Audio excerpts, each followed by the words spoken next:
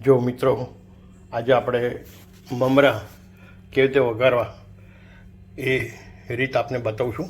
જો આ ચાળણીમાં આપણે મમરા લીધેલા છે અને એને આજે ચાળી નાખીએ એટલે બધો કચરો બધો નીકળી જશે. જો કચરો બધો નીકળી ગયો છે. આ રીતે મમરા સાફ કરી અને પછી એને વઘારવાના. હવે પહેલાં તેલ મૂકીએ છીએ આપણે. પહેલાં આપણો ગેસ સ્ટવ ચાલુ કરીએ છીએ આપણે. ગેસ સ્ટવ ચાલુ કર્યો, બરાબર. હવે તેલ નાખીશું આપણે. જો તેલ નાખીએ છીએ.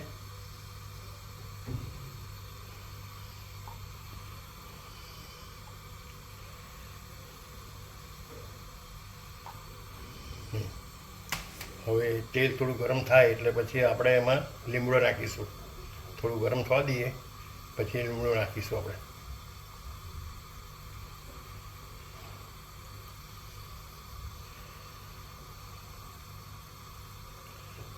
દોસ્તો, મમરા એટલા ક્રિસ્પી બનાવીશું આપણે, ખાવાની મજા આવે. એને બરાબર ચારે બાજુથી શેકવા પડે હલાઈને.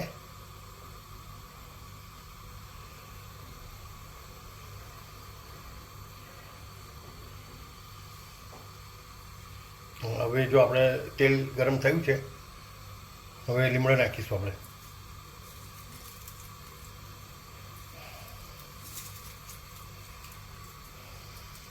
મીઠો લીમડો છે એ નાખીશું આપણે.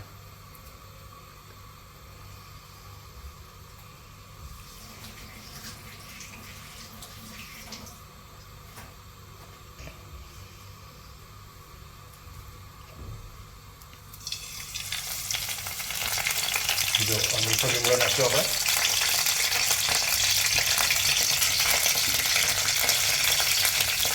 હવે થોડી મગફળી નાખીશું આપણે.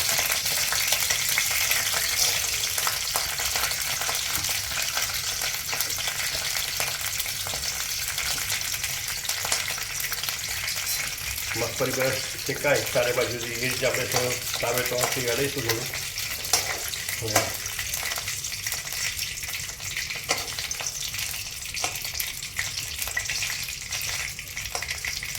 હવે આપણે એમાં હિંગ નાખીશું. આના પછી જરા બરાબર શેકાઈ જાય, જરા ગુલાબી કલરની સીંગ થાય એટલે આપણે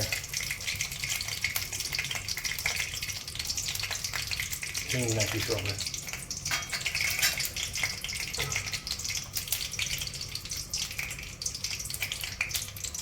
જો આ હિંગ પડે છે.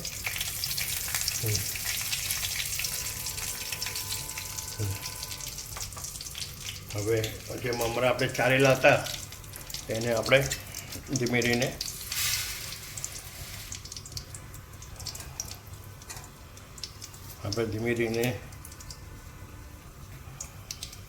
શાંતિથી ધીમે ધીમે નાખીશું આપણે.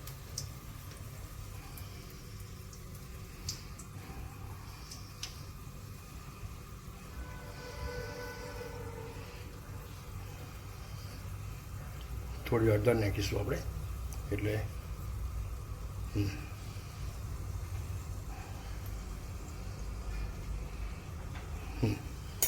જો આપણે એને બરાબર હલાવી દઈએ છીએ એટલે હળદર બરાબર પાકી જાય.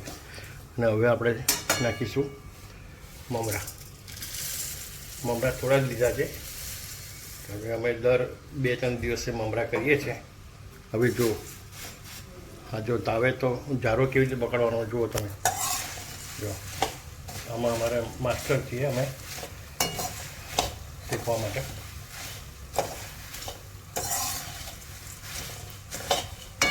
જો હવે અમારો જારો ચાલુ જ રહેવાનો. ચારે બાજુથી ફરીશું અમે અને ધીમા તાપે, જો બિલકુલ ધીમો તાપે, જો બિલકુલ ધીમા તાપે અમે મમરાને હલાવીશું બરાબર.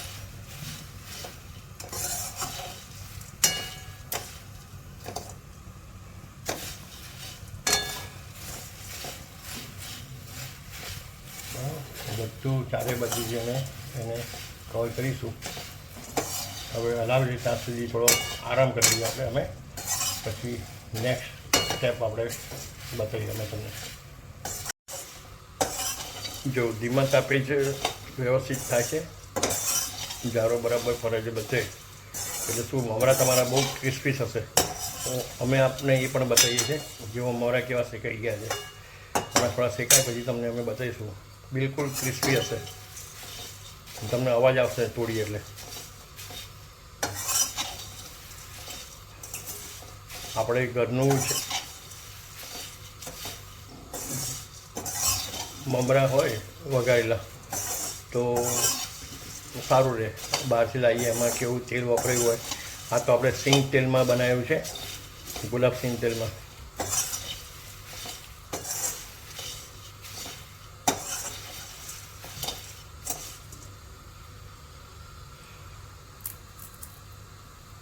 જો ક્રિસ્પી થઈ ગયા છે. જો હા, જો સ્મેલ પણ મસ્ત આવે છે. હવે થોડું મીઠું નાખીશું આપણે.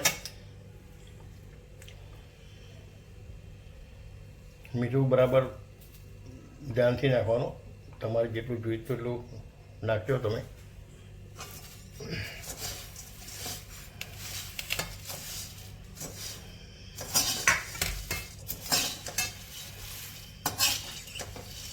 જો હવે લાલ મરચું,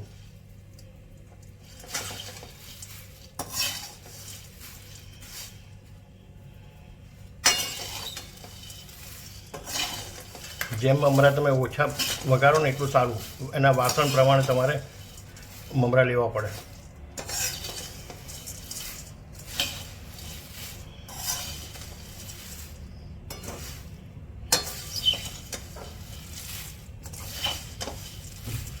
જો એટલા શેકાઈ ગયા છે મસ્ત, અને સ્મેલ પણ સારી આવે છે.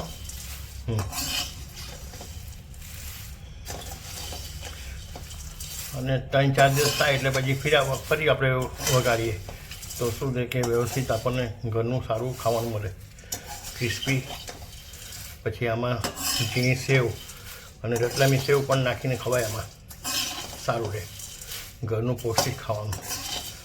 બહારમાં તમને એને એ લોકોએ શું ઉપયોગ કર્યો એ કોઈને ખબર ના હોય. આપણને ત્યાં સિંગ તેલ પણ પછી પામોલિંગમાં હોય કે ગમે તે તેલ હોય. તો આજે ધંધાદારી તો એની રીતે કામ કરવાના જ છે, પણ આપણે ઘરમાં વ્યવસ્થિત સિંગ તેલ વાપરીએ. જો કેટલી મસ્ત સ્મેલ આવે છે. ચારે બાજુથી બધી બાજુથી શેકાઈ ગયા છે.